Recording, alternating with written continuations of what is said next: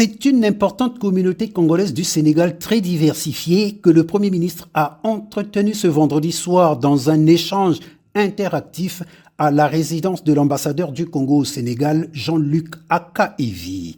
Après avoir présenté dans son mot introductif l'état des lieux de la situation actuelle du pays, Anatole Kolini-Makosso s'est mis à l'écoute de ses compatriotes qui ont mis sur la table un certain nombre de préoccupations essentielles qui se résument notamment à l'insertion professionnelle de cette réserve de connaissances de la diaspora sénégalaise qui doit être soutenue par la mise en place des politiques incitatives de retour au pays, à la mise à la disposition d'un quota des cadres de la diaspora pour l'intégration dans la fonction publique, à la situation de certains compatriotes qui souhaitent rentrer au pays mais qui manquent de titres de transport, à la participation au vote lors des élections, aux problèmes récurrents d'obtention du passeport, mais également celui relatif au retrait des diplômes des étudiants finalistes pour insolvabilité.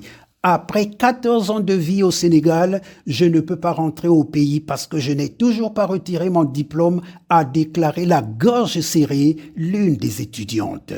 Et j'aimerais, si vous le pouvez, que cette situation soit réglée pour que nous, à notre niveau, nous soyons fiers également. Aidez-nous à être fiers d'être Congolais ici au Sénégal.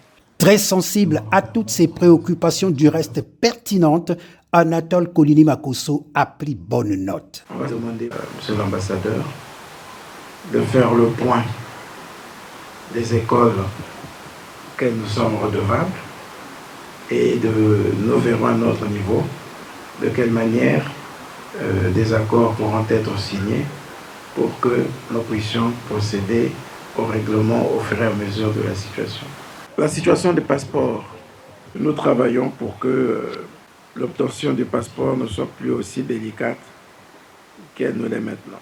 Ils ont réitéré leur fierté à l'endroit du Premier ministre de le voir être porté à la graduation du Centre d'études diplomatiques et stratégiques de Dakar. Je vous remercie.